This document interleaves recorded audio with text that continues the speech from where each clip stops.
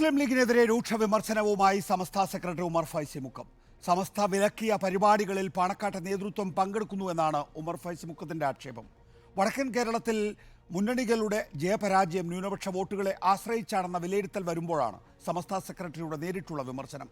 PMA സലാം സമസ്തയെ നിരന്തരം അപമാനിക്കുകയാണ്. സമസ്ത വിലക്കിയ പരിപാടികളിൽ ബാഫക്കി തങ്ങളോ പൂക്കോയ തങ്ങളോ മുഹമ്മദ് അലി ശിഹാബ് തങ്ങളോ ഉമർ അലി തങ്ങളോ ഹൈദരലി തങ്ങളോ പങ്കെടുക്കാറില്ല. എന്നാൽ ഇന്നത്തെ നേതൃത്വം അങ്ങനെയല്ല. സമസ്തയെ നിരന്തരം ലംഘിച്ചുകൊണ്ട് ഇതര പ്രസ്ഥാനക്കാരുടെ സമ്മേളനങ്ങളിലും ആദർശ പ്രചാരണ പരിപാടികളിലും പങ്കെടുക്കുന്നു. പ്രശ്നങ്ങൾ തുറന്നു പറയുന്നവരെ സഖാവായി ചിത്രീകരിക്കുന്നു.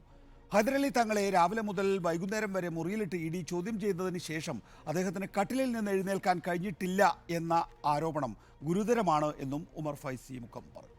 ന്യൂനപക്ഷ വോട്ട് എങ്ങോട്ട്?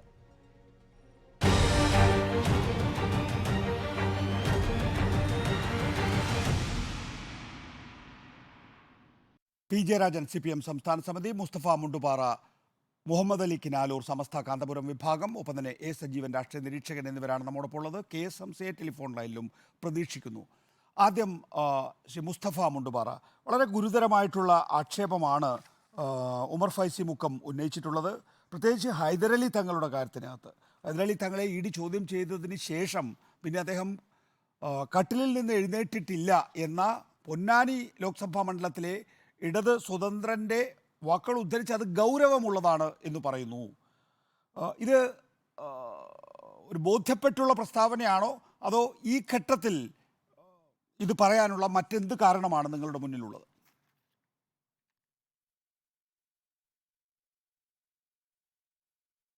ഈ വിഷയവുമായി ബന്ധപ്പെട്ടുകൊണ്ട് ഉന്നയിക്കപ്പെട്ട ആരോപണം സംബന്ധിച്ചുകൊണ്ട് വ്യക്തമായ ഒരു തെളിവ് എൻ്റെ മുമ്പിലില്ലാത്തതുകൊണ്ട് തന്നെ ആ കാര്യത്തെക്കുറിച്ചൊന്നും പറയാൻ ഞാൻ ആഗ്രഹിക്കുന്നില്ല.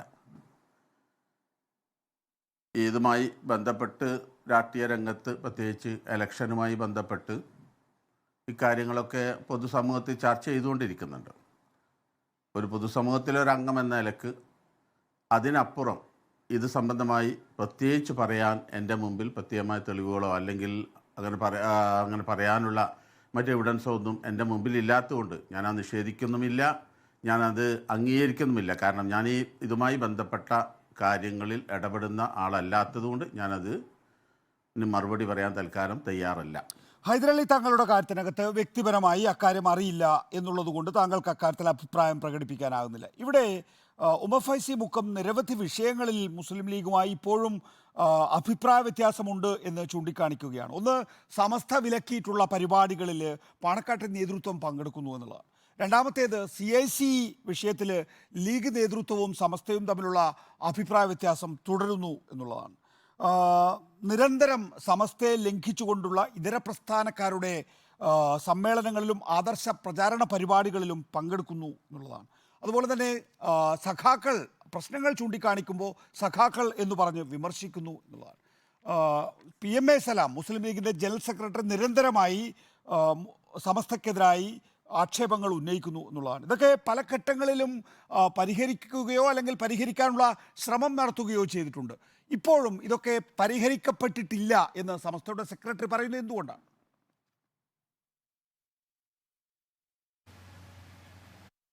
സ്വാഭാവികമായും രണ്ട് സംഘടനകൾ തമ്മിൽ ചില അഭിപ്രായ വ്യത്യാസങ്ങളുണ്ട് എന്നത് ഒരു യാഥാർത്ഥ്യമാണ്.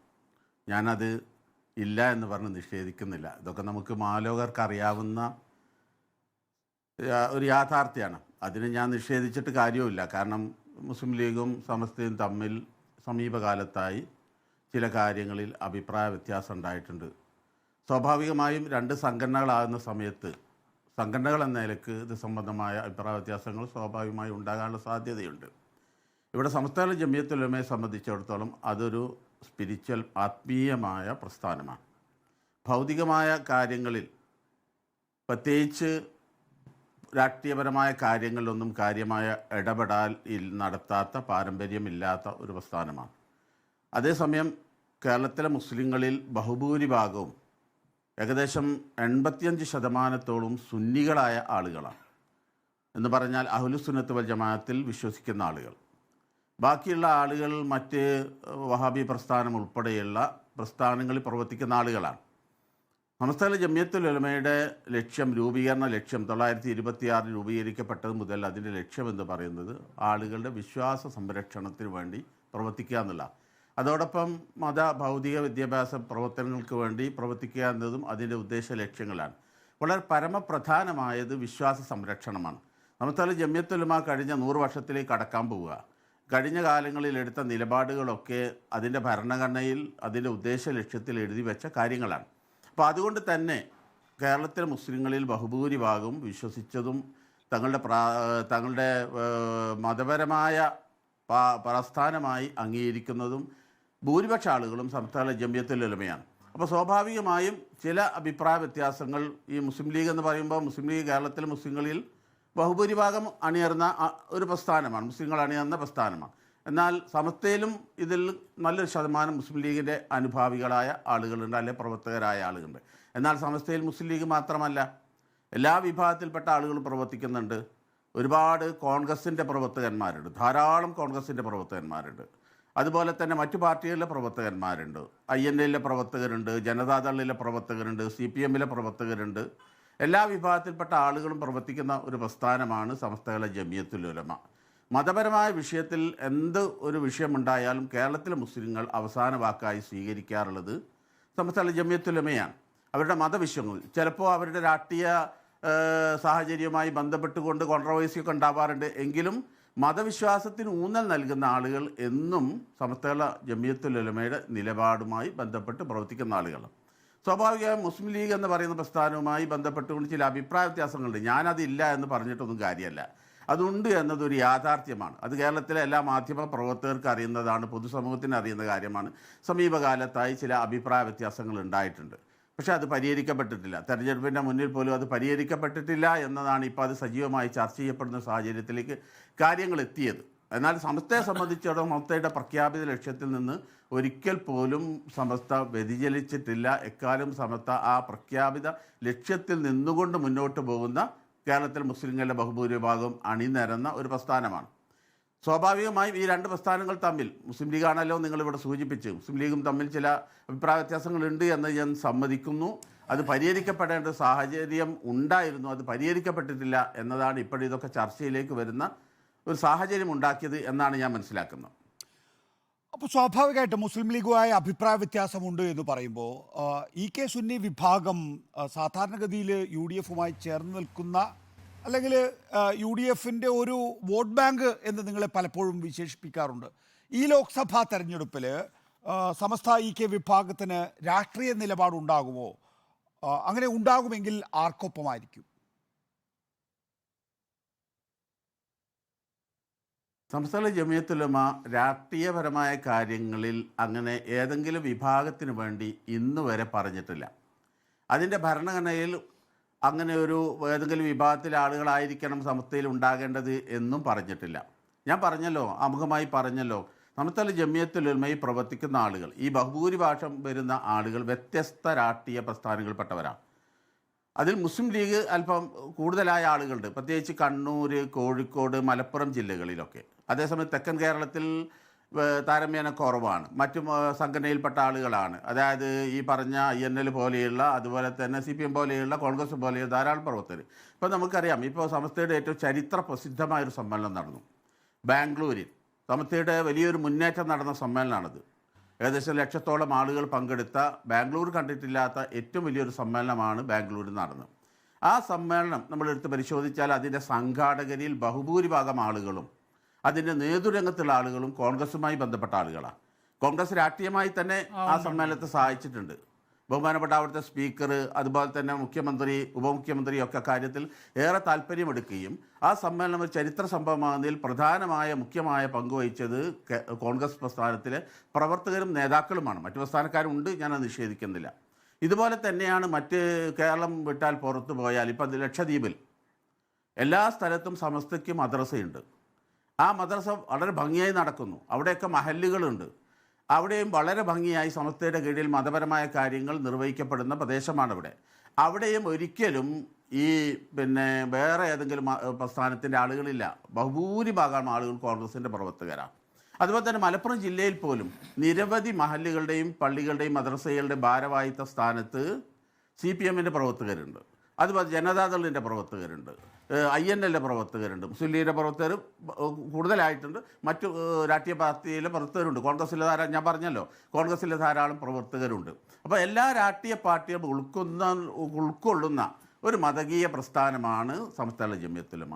അതിൻ്റെ ഇതപര്യന്തമുള്ള ഇന്ന് വരെയുള്ള നിലപാട് നമ്മളെടുത്ത് പരിശോധിക്കുമ്പോൾ പ്രത്യേകിച്ച് അവിടെ നമുക്ക് മനസ്സിലാക്കാൻ കഴിയുന്നത്, ഇന്ന് വരെ സമസ്ത ഏതെങ്കിലും ഒരു രാഷ്ട്രീയ പാർട്ടിക്ക് വേണ്ടിയോ എതിരായോ അനുകൂലമായോ സമസ്ത സംഘടനാ തലത്തിൽ ഇന്ന് വരെ പറഞ്ഞിട്ടില്ല. ശരി,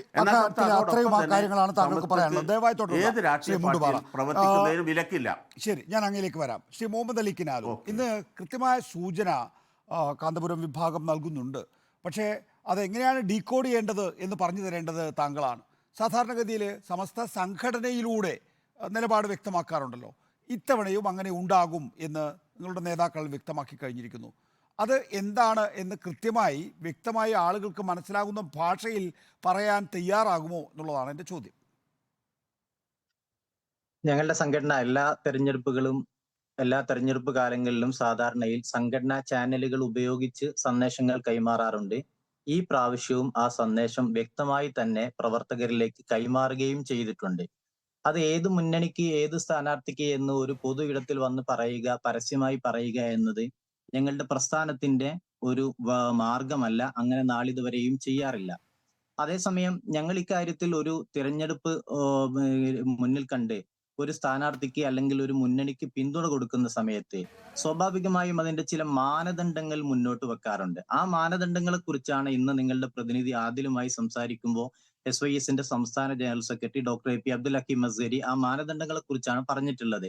അത് സ്വാഭാവികമായും നമ്മുടെ നടപ്പുകാലത്തെ ചില രാഷ്ട്രീയ അനുഭവങ്ങളെ മുന്നിൽ വെച്ചുകൊണ്ട് ആ രാഷ്ട്രീയ അനുഭവങ്ങളിൽ ഏറ്റവും മികച്ച നിലപാടുകൾ സ്വീകരിക്കുന്നത് ആരാണ് എന്ന്, പ്രത്യേകിച്ച് നമ്മുടെ രാജ്യം അതിനിർണായകമായ ഒരു തിരഞ്ഞെടുപ്പ് കാലത്തെ അഭിമുഖീകരിക്കുന്ന സമയത്ത് ജനാധിപത്യം ബാക്കിയാകണോ, രാജ്യം തന്നെ ശേഷിക്കണോ എന്നൊരു ചോദ്യം ഉയരുന്ന കാലത്ത് ആരെങ്കിലും പാർലമെന്റിലേക്ക് പോവുക എന്ന നിലപാടല്ല സ്വീകരിക്കുന്നത്.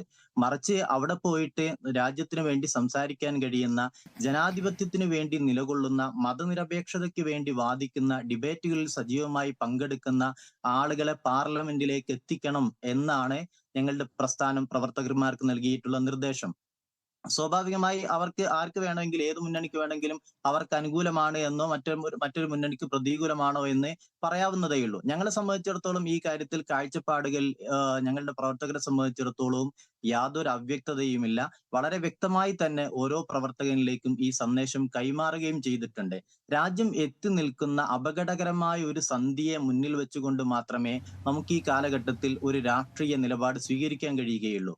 ആ രാഷ്ട്രീയ നിലപാട് തെളിമയുള്ളതാവുക. അത് ഏതെങ്കിലും ഒരു പാർട്ടിയോടുള്ള വൈരനിര്യാതന ബുദ്ധി കൊണ്ടല്ല, അല്ലെങ്കിൽ ഏതെങ്കിലും ഒരു സ്ഥാനാർത്ഥിയോടുള്ള ശത്രുതാ മനോഭാവം കൊണ്ടല്ല, മറിച്ച് രാജ്യം നിലനിൽക്കേണ്ടതുണ്ട്. രാജ്യത്തിന്റെ ജനാധിപത്യത്തിൽ ഏറ്റവും പ്രധാന പ്രക്രിയ നടക്കേണ്ടത് പാർലമെന്റിനകത്താണ്. പാർലമെന്റിൽ അംഗമായി തെരഞ്ഞെടുക്കപ്പെടുന്ന ഒരാളുടെ ഏറ്റവും പ്രധാനമായ ഉത്തരവാദിത്വം എന്ന് ഞങ്ങൾ വിചാരിക്കുന്നത് വികസനം എന്നല്ല.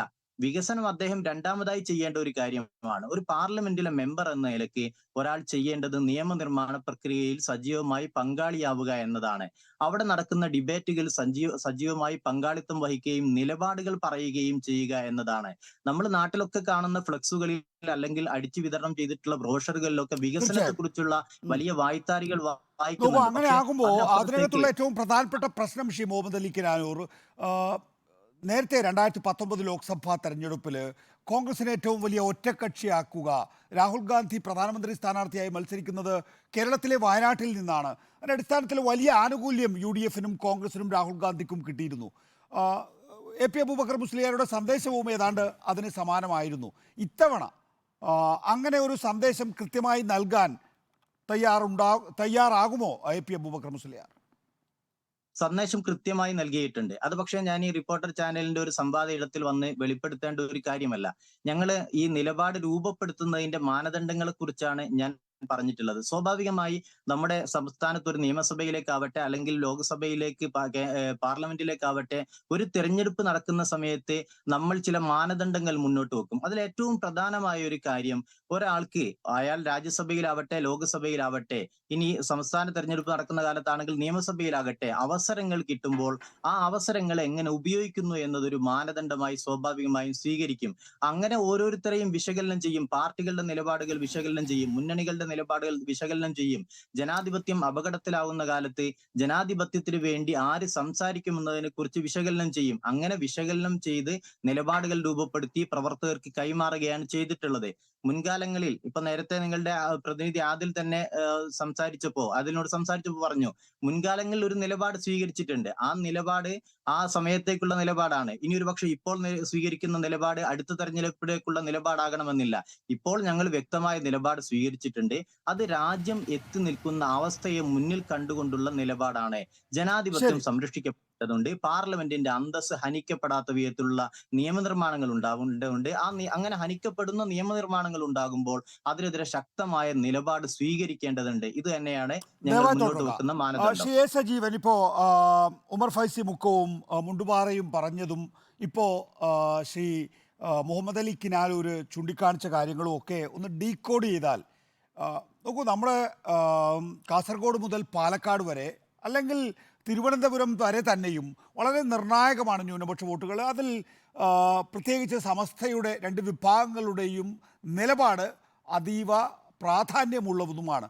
ഇത് ഡീകോഡ് ചെയ്താൽ താങ്കൾ എങ്ങനെയാണ് അതിനെ മനസ്സിലാക്കുന്നത്, അതിലെ രാഷ്ട്രീയം മനസ്സിലാക്കുന്നത്? വളരെ ലളിതമായിട്ടുള്ള രീതി ഞാൻ പറയാം. ഒന്ന്, രണ്ട് സുന്നി വിഭാഗങ്ങളും EK വിഭാഗമാണെങ്കിൽ AP വിഭാഗമാണെങ്കിലും അവർ ഇപ്പം നല്ല നിറഞ്ഞു നിൽക്കുന്ന മാവിൽ നിന്നും മാങ്ങ കൊലയോട് കൂടിയിട്ട് അവർ തോട്ടി ഉപയോഗിച്ചിട്ട് വീഴ്ത്തുന്നുണ്ട്. അതിനി നിലത്ത് വീഴാതെ പിടിക്കുക എന്നുള്ളതാണ് വേണ്ടത്. അത് പിടിക്കാൻ LDFന് കഴിയുമോ എന്നുള്ളത് മാത്രമേ എനിക്ക് നോക്കേണ്ട. അത് മാത്രമാണ് മുന്നിലുള്ള പ്രശ്നം. ബാക്കി വളരെ വ്യക്തമാണ്. EK വിഭാഗമാണെങ്കിലും AP വിഭാഗമാണെങ്കിലും പറയുമ്പോൾ അവർ ചില കാര്യങ്ങൾ, ചില സൂചനകൾ നൽകും. എന്നാൽ വ്യക്തതയോടുകൂടി ഒരു സൗണ്ട് ബൈറ്റായി നമുക്ക് പറഞ്ഞു തരികയുമില്ല. അവിടെയാണ് പ്രശ്നം. അതിൽ നിന്ന് നമ്മൾ വേർതിരിച്ചെടുക്കേണ്ടതുണ്ട്. ആ വേർതിരിച്ചെടുക്കുക എങ്ങനെയാണ്? അല്ല, അതാണ് പറഞ്ഞത്. ഈ രണ്ട് സംഘടന, ഇത് സാമുദായിക സംഘടനകളാണ്. അവർ ഈ ഒരുമിച്ച് നിൽക്കുമ്പോഴാണെങ്കിലും ഇപ്പോൾ രണ്ടായി നിൽക്കുമ്പോഴാണെങ്കിലും നേരത്തെ മുസ്തഫ മാഷ് പറഞ്ഞ പോലെ അവർക്ക് രാഷ്ട്രീയം പറയാൻ പറ്റില്ല. അവരുടെ ആ സംഘടനകളിൽ പല രാഷ്ട്രീയത്തിൽ വിശ്വസിക്കുന്ന ആളുകളുണ്ട്. അങ്ങനെയുള്ള ഒരു പ്രസ്ഥാനത്തിന് രാഷ്ട്രീയം പരസ്യമായിട്ട് പറയാൻ പറ്റില്ല. പക്ഷേ ചില ഘട്ടങ്ങളിൽ പരസ്യമായിട്ട് ചില പ്രതികരണങ്ങൾ നടത്തും. 2021 നമ്മൾ പലവണ ചർച്ച ചെയ്ത കാര്യമാണ്. ഉമർ ഫൈസി മുക്കം നടത്തിയ ഒരു പ്രസ്താവന, അത് ആ സമയത്ത് വളരെ രൂക്ഷമായ രൂപത്തിൽ ഭരണവിരുദ്ധ വികാരം തിളച്ചു മറയുന്ന ഘട്ടമാണ്. എന്തുകൊണ്ടാണ് 2021 തെരഞ്ഞെടുപ്പിൽ LDFന് ഭരണ തുടർച്ചയുണ്ടായതെന്ന് ചോദിച്ചാൽ ഞാൻ ഒറ്റ കാര്യമേ പറയുള്ളൂ, അതിൽ സമസ്തയുടെ ഈ പ്രതികരണവും അവരുടെ നിലപാടും തന്നെയാണ്. ഇതിപ്പോൾ അസ്ഹരി വളരെ കൃത്യമായി പറഞ്ഞു. മുഹമ്മദ് അലി കിനാലൂർ പറഞ്ഞ കാര്യം വളരെ ഞാനത് കേൾക്കുമ്പോൾ പറയുമ്പോൾ ചിരി വരെയായിരുന്നു. കാരണം പാർലമെൻറ്റിൽ എത്ര കാര്യമായിട്ട് നിയമനിർമ്മാണ സഭകളിൽ ശക്തമായ രൂപത്തിൽ കാര്യങ്ങൾ അവതരിപ്പിക്കുക എന്നുള്ളതാണ്. നിങ്ങൾ കുറേ വികസന മണ്ഡലത്തിൽ ചെയ്തു എന്നുള്ളതല്ല ആളുകൾക്ക് ബോധ്യപ്പെടേണ്ടത് എന്ന് പറയുമ്പോൾ ഇന്ന മണ്ഡലങ്ങളിൽ ആർക്കൊക്കെ ആയിരിക്കും അവരുടെ വോട്ട്, AP വിഭാഗത്തിൻ്റെ വോട്ട് എന്നുള്ളത് എനിക്ക് സംശയമില്ല, ജനത്തിന് സംശയമുണ്ടല്ലോ. കാരണം ആ സംഘടനകളുടെ ഒരു പരിമിതി, ഇപ്പം മുസ്തഫ മാഷ് പറഞ്ഞ അനുസരിച്ചാണെങ്കിലും കിനാലൂർ പറഞ്ഞ അനുസരിച്ചാണെങ്കിലും അവർക്ക് ആ നിലപാടുകൾ പരസ്യമായി പറയാൻ പറ്റില്ല. വളരെ കൃത്യമായിട്ട് ഇപ്പോൾ മുഹമ്മദ് അലി ഇവിടെ പറഞ്ഞല്ലോ, ഞങ്ങൾ കൊടുക്കേണ്ട മെസ്സേജ് ഞങ്ങളുടെ സംഘടനാ ചാനൽ ഉപയോഗിച്ചിട്ട് അടിത്തട്ട് വരെ കൊടുത്തിട്ടുണ്ട് എന്ന് പറഞ്ഞാൽ അതിനവർ ശേഷമാണ് പറയുന്നത് ഇത് ഇന്ന രീതിയിലാണ്. ഇത് നമുക്ക് വളരെ വ്യക്തമാണല്ലോ ഓരോ മണ്ഡലങ്ങളിലും. ഇപ്പം ഞാൻ നിൽക്കുന്ന കോഴിക്കോട് മണ്ഡലങ്ങളിൽ എന്തായിരിക്കും AP വിഭാഗത്തിൻ്റെ നിലപാടെന്നുള്ളതിൽ എനിക്കൊരു സംശയവുമില്ല. അവരുടെ മാനദണ്ഡം ഇതാണ്, നിങ്ങൾ മണ്ഡലത്തിൽ അത് ചെയ്തു ഇത് ചെയ്തു അവിടെ ഇന്നത് കൊണ്ടുവന്നു വികസനം കൊണ്ടുവന്നു എന്നല്ല പറയേണ്ടത്. വളരെ ക്രൂഷ്യലായിട്ടുള്ള പ്രശ്നങ്ങളിൽ, രാജ്യം നേരിടുന്ന പ്രശ്നങ്ങളിൽ, ന്യൂനപക്ഷ വിഭാഗം നേരിടുന്ന പ്രശ്നങ്ങളിൽ, ജനാധിപത്യവും മതേതരത്വവും നേരിടുന്ന പ്രശ്നങ്ങളിൽ പാർലമെൻറ്റിനകത്ത്, അത് രാജ്യസഭയിലായാലും ലോക്സഭയിലായാലും നിങ്ങൾ എന്ത് നിലപാടെടുത്തു? ഒരു പ്രശ്നം വരുമ്പോൾ നിങ്ങൾ അവിടെ നിങ്ങളുടെ പാർട്ടി എന്ത് നിലപാടെടുത്തു എന്നതാണ് ഞങ്ങൾ നോക്കുക എന്ന് പറഞ്ഞാൽ വളരെ വ്യക്തമാണ്. അത് ഈ 20 മണ്ഡലങ്ങളെയും ബാധിക്കുന്ന കാര്യമാണ്. ഒരു പക്ഷേ ചിലപ്പോൾ അപ്പുറത്തേക്ക് മറിച്ച് നിലപാടെടുത്തിട്ടുള്ള ആളുകളുണ്ടാവും, രണ്ട് പക്ഷത്തുണ്ടായേക്കും. ഞാനിവർ എൻ്റെ പക്ഷത്തിന് വോട്ട് ചെയ്യുന്നുള്ളൂ ഞാനും പറയുന്നില്ല, അങ്ങനെ അവർ പരസ്യമായി പറയാത്തതുകൊണ്ട് പറയുന്നില്ല. പക്ഷേ എനിക്ക് വ്യക്തമാണ് ഇവരുടെ നിലപാട്. ഞാൻ നേരത്തെ തന്നെ നമ്മൾ തന്നെ പലപ്പോഴും സംസാരിക്കുമ്പോഴും പറഞ്ഞ കാര്യം എനിക്ക് വളരെ വ്യക്തമാണ്. ഈ പിന്നെ AP വിഭാഗത്തിൻ്റെ വോട്ട് എങ്ങോട്ടേക്ക് പോകും, EK വിഭാഗത്തിൻ്റെ വോട്ട് എങ്ങോട്ടേക്ക് പോകുന്നു. ഇത് 2021 വീണ്ടും കമ്പയർ ചെയ്ത് അന്ന് ഉമർ ഫൈസി മുഷാവറ അംഗമായ സമസ്തയുടെ സെക്രട്ടറി ആയിട്ടുള്ള ഉമർ ഫൈസി അന്ന് പറഞ്ഞ കാര്യം അതേ ഇന്ന് പറഞ്ഞ കാര്യം വളരെ കൃത്യമാണല്ലോ. നമ്മൾ സജീവൻ താങ്കളേക്ക് ഒരിക്കൽ കൂടി വരാം. എനിക്കൊരു ഇടവേള വേണം. അതിനു മുമ്പ് CP ജയരാജൻ അങ്ങയിലേക്ക് കൂടി. നിങ്ങൾ യഥാർത്ഥത്തിൽ ഇടതുപക്ഷ ജനാധിപത്യ മുന്നണി യഥാർത്ഥത്തിൽ ഈ സമസ്ത വോട്ടുകൾ പ്രതീക്ഷിക്കുന്നുണ്ടോ, ന്യൂനപക്ഷ വോട്ടുകൾ പ്രതീക്ഷിക്കുന്നു? നേരത്തെ സജീവൻ ചൂണ്ടിക്കാണിച്ച പോലെ 2016-ലും 2021-ലും ഒക്കെ തന്നെയും ഈ ന്യൂനപക്ഷ വോട്ടുകളാണ് LDFനെ ജയിപ്പിച്ചിട്ടുള്ളത്. പക്ഷേ 2019-ലല്ല. അപ്പോൾ ഒരു ലോക്സഭാ തെരഞ്ഞെടുപ്പ് വരുമ്പോൾ ന്യൂനപക്ഷ വോട്ടുകൾ കോൺഗ്രസിനെ പിന്തുണയ്ക്കുന്നു എന്നുള്ളൊരു വിഷയം തുടർച്ചയായി സംഭവിക്കുന്ന കാര്യമാണ്. അപ്പോൾ ഇത്തവണ പ്രതീക്ഷിക്കുന്നുണ്ടോ CP ജയരാജൻ? അതായത് കേരളത്തിലെ ലോക്സഭാ തെരഞ്ഞെടുപ്പിൻ്റെ ഫലവും നിയമസഭാ തെരഞ്ഞെടുപ്പുകളുടെ ഫലവും നോക്കിക്കഴിഞ്ഞാൽ രണ്ട് വ്യത്യസ്ത പാറ്റേണുകൾ നമുക്ക് കാണാൻ പറ്റും. പക്ഷേ 2004-ൽ ഇതിൽ നിന്നും വ്യത്യസ്തമായിട്ടൊരു അനുഭവം ഉണ്ടായി. നിയമസഭയിലേക്ക് ഇടതുപക്ഷത്തിന് വോട്ട് ചെയ്യുന്ന ഒരു നേരിയ സെക്ഷൻ ലോക്സഭയിലേക്ക് കോൺഗ്രസ്സിന് വോട്ട് ചെയ്യുന്ന ഒരു അനുഭവമാണ് പൊതുവിൽ തുടർന്നു വന്നിരുന്നതെങ്കിൽ 2019-ലെ തെരഞ്ഞെടുപ്പിൽ ആ വിഭാഗം UDFനാണ് വോട്ട് ചെയ്തത്. കാരണം തെറ്റായിട്ടുള്ളൊരു ധാരണ ചിലരുടെ മനസ്സിൽ കട്ട പിടിച്ച് നിന്നു. അതായത് മോദിയെ മാറ്റാൻ രാഹുൽ ശക്തനാണ് എന്ന ഒരു തെറ്റായ സന്ദേശം. അത് കഴിഞ്ഞ 5 വർഷം കൊണ്ട് ആളുകൾ കൃത്യമായി തിരിച്ചറിഞ്ഞല്ലോ. കോൺഗ്രസ്സിന് അഖിലേന്ത്യാ തലത്തിൽ ഒറ്റക്ക് BJPയെ തോൽപ്പിക്കാനാവില്ല എന്ന കൃത്യമായിട്ടുള്ള തിരിച്ചറിവുണ്ടായിട്ടുണ്ട്. രണ്ടാമത് നേരത്തെ ഇവിടെ പറഞ്ഞതുപോലെ നിലപാടുകൾ പ്രധാനമാണല്ലോ. ഇപ്പോൾ കോൺഗ്രസിൻ്റെ പ്രകടന പത്രിക വന്നു. എന്താ നിലപാട്? ജനാധിപത്യവും മതനിരപേക്ഷതയും നേരിടുന്ന പ്രധാനപ്പെട്ട വെല്ലുവിളി മതരാഷ്ട്രമാക്കി മാറ്റാനുള്ള RSSൻ്റെ നീക്കമാണ്. അതിൽ വളരെ പ്രധാനമാണല്ലോ പൗരത്വ ഭേദഗതി നിയമം. അതുപോലെ തന്നെ കരിനിയമങ്ങൾ ഉപയോഗിച്ച് രാജ്യദ്രോഹികളെന്ന മുദ്രയടിച്ച് ജയിലിലടക്കപ്പെട്ട ആളുകൾ സ്വാഭാവികമായിട്ടും ആ കരിനിയമങ്ങൾ റദ്ദാക്കും എന്ന് പറയുന്നത് ആരാണ്? ഇടതുപക്ഷം. കോൺഗ്രസിൻ്റെ പ്രകടന പത്രിക മിണ്ടുന്നില്ല, മൗനമാണ്, നിലപാടില്ല അവർക്ക്. പൗരത്വ ഭേദഗതി നിയമത്തിൻ്റെ കാര്യത്തിൽ ഇന്ത്യൻ എക്സ്പ്രസ് വാർത്ത താങ്കളടക്കം ശ്രദ്ധിച്ചിട്ടുണ്ടാവും എന്നാണ് കരുതുന്നത്. നേരത്തെ കോൺഗ്രസിൻ്റെ പ്രകടന പത്രികയുടെ കരട് തയ്യാറാക്കിയപ്പോൾ അത് റദ്ദാക്കും എന്നുണ്ടായിരുന്നെങ്കിൽ നേതൃത്വം ആലോചിച്ച് അത് ഒഴിവാക്കി. ഇത് വളരെ പ്രധാനപ്പെട്ട ഒരു വിഷയമാണല്ലോ. BJP പൗരത്വ ഭേദഗതി നിയമം നടപ്പാക്കും എന്ന് പ്രകടന പത്രികയിൽ പറയുന്നു. കോൺഗ്രസ് അക്കാര്യത്തിൽ മൗനം. കരിനിയമങ്ങളെ സംബന്ധിച്ചിടത്തോളം BJP ശക്തമായ നടപടിയെടുക്കുമെന്ന് പറയുന്നു. കോൺഗ്രസ് അക്കാര്യത്തിൽ മൗനം. ഇവിടെ ഇടതുപക്ഷം ഇതിലൊക്കെ ദൃഢമായിട്ടുള്ള നിലപാടെടുത്തിട്ടുണ്ട്. പൗരത്വ ഭേദഗതി നിയമം റദ്ദാക്കാൻ വേണ്ടി ആവശ്യമായിട്ടുള്ള കാര്യങ്ങൾ ചെയ്യും. കരിനിയമങ്ങൾ റദ്ദാക്കും. മതന്യൂനപക്ഷങ്ങളുടെ പ്രശ്നങ്ങൾ കൃത്യമായിട്ട് CPMൻ്റെയും CPIയുടെയും പ്രകടന പത്രികയിൽ പറഞ്ഞിട്ടുണ്ട്. അപ്പോൾ ഇവിടെ നിലപാടാണ് പ്രധാനം. ആ നിലപാട് ജനാധിപത്യത്തിനും മതനിരപേക്ഷതയ്ക്കും വേണ്ടിയുള്ള നിലപാടാണ്. ആ നിലപാടിനൊപ്പം നിൽക്കുന്ന എല്ലാവരെയും യോജിപ്പിക്കാനാണ് ഞങ്ങൾ ശ്രമിക്കുന്നത്. അപ്പോൾ ന്യൂനപക്ഷങ്ങൾ വളരെ പ്രധാനപ്പെട്ട വെല്ലുവിളി നേരിടുന്ന ഒരു കാലഘട്ടമാണ്. അപ്പോൾ ന്യൂനപക്ഷ വോട്ടുകളിൽ സ്വാഭാവികമായിട്ടും ഈ ലോക്സഭാ തെരഞ്ഞെടുപ്പിൽ ഇടതുപക്ഷത്തിന് അനുകൂലമായിട്ടുള്ള മാറ്റമുണ്ടാവും. അതോടൊപ്പം ഹിന്ദു വിഭാഗത്തിനിടയ്ക്ക് ഈ BJPയോട് ചില ആഭിമുഖ്യമൊക്കെ ഉണ്ടായിരുന്നല്ലോ. ആ ആഭിമുഖ്യം എന്താന്ന് പറഞ്ഞാൽ ഹിന്ദുവിൻ്റെ താല്പര്യമാണ് സംരക്ഷിക്കുന്നത്, അതുകൊണ്ട് ഹിന്ദു ഐക്യം വേണം. പക്ഷേ അവർ കോർപ്പറേറ്റുകളുടെ പണം വാങ്ങിയിട്ട് ജനാധിപത്യ വ്യവസ്ഥയെ പണാധിപത്യമാക്കാനാണ് ശ്രമിക്കുന്നത് എന്ന് സുപ്രീം കോടതിയിലെ ഇലക്ട്രൽ ബോണ്ട് കേസോടുകൂടി വ്യക്തമായിരിക്കുകയാണ്. അപ്പോൾ BJPക്കും ആ ഉണ്ടായിരുന്ന ആ പ്രതിച്ഛായ നഷ്ടപ്പെട്ടു. സ്വാഭാവികമായിട്ടും ഹിന്ദു വിഭാഗങ്ങളുടെയും അതുപോലെ തന്നെ ന്യൂനപക്ഷ വിഭാഗങ്ങളുടെയും പ്രത്യേകിച്ച് ക്രിസ്ത്യാനികളും മുസ്ലിങ്ങളും അടക്കമുള്ള വിഭാഗങ്ങളുടെയും പിന്തുണ ഈ തെരഞ്ഞെടുപ്പിൽ ഇടതുപക്ഷ ജനാധിപത്യ മുന്നണിക്ക് കിട്ടും എന്ന് തന്നെയാണ്. മുസ്തഫ മുണ്ടുപാറ, നോക്കൂ, കഴിഞ്ഞ ഒരു 6 മാസത്തെ കണക്ക് മാത്രം നോക്കിയാൽ തന്നെയും വലിയ നിലയിലുള്ള വാദപ്രതിവാദങ്ങൾ നടന്നിട്ടുണ്ട്. പിണറായി വിജയൻ്റെ ആലയിൽ കെട്ടാനുള്ള പശുവല്ല ലീഗ് എന്ന് MK മുനീറിനെ പോലുള്ളവർ പറയുന്നു. കോൺഗ്രസിൻ്റെ കക്ഷത്തിലെ കീറസഞ്ചിയല്ല ലീഗ് എന്ന് മാർക്സിസ്റ്റ് പാർട്ടിയിലെ AK പാലിനെ പോലുള്ളവർ പറയുന്നു. അങ്ങനെ വലിയ വാദപ്രതിവാദങ്ങൾ ഈ മുസ്ലിം ലീഗുമായി ബന്ധപ്പെട്ട് സമസ്ത പിന്തുണയുമായി ബന്ധപ്പെട്ടൊക്കെ ഉണ്ട്. നോക്കൂ, പണ്ഡിത സഭയ്ക്ക് സർക്കാർ അതിൻ്റേതായ പരിഗണന നൽകി, അതായത് മുസ്ലിം ലീഗ് എന്ന ഇടനിലയില്ലാതെ സർക്കാരുമായി ചർച്ച നടത്താൻ കഴിഞ്ഞു എന്നുള്ളത് സമസ്ത തന്നെ അംഗീകരിച്ചിട്ടുള്ള കാര്യമാണ്. ഇവിടെ നേരത്തെ ശ്രീ P ജയരാജൻ ചൂണ്ടിക്കാണിച്ച പോലെ CA റദ്ദാക്കും എന്ന് ആദ്യ ഡ്രാഫ്റ്റിലുണ്ടായിരുന്നു, പ്രകടന പത്രികയുടെ ആദ്യ ഡ്രാഫ്റ്റിലുണ്ടായിരുന്നു. എന്നാൽ പിന്നീട് ഒഴിവാക്കിയതാണ് എന്നാണ് ദ ഇന്ത്യൻ എക്സ്പ്രസ് ദിനപത്രം റിപ്പോർട്ട് ചെയ്യുന്നത്. ന്യൂനപക്ഷ വോട്ടുകളെ കേന്ദ്രീകരിച്ച് മാത്രമാണ് ഇടതുപക്ഷ ജനാധിപത്യ മുന്നണി, പ്രത്യേകിച്ച് പിണറായി വിജയൻ പ്രചരണം നടത്തുന്നത്. കഴിഞ്ഞ ലോക്സഭാ തെരഞ്ഞെടുപ്പിൽ ഒരു അബദ്ധം പറ്റി. ഒരു BJP വിരുദ്ധത തുടർച്ചയായി പറയുകയും അതിൻ്റെ ആനുകൂല്യം കോൺഗ്രസിനും രാഹുൽ ഗാന്ധിക്കും കിട്ടുകയും ചെയ്തു എന്നുള്ള. ഇത്തവണ പക്ഷേ കോൺഗ്രസിനെതിരായിട്ടുള്ള വിമർശനവും ഇതിനോടൊപ്പം ഉൾപ്പെടുത്തിയിട്ടുണ്ട്, BJP വിരുദ്ധത പറയുന്നതിനോടൊപ്പം.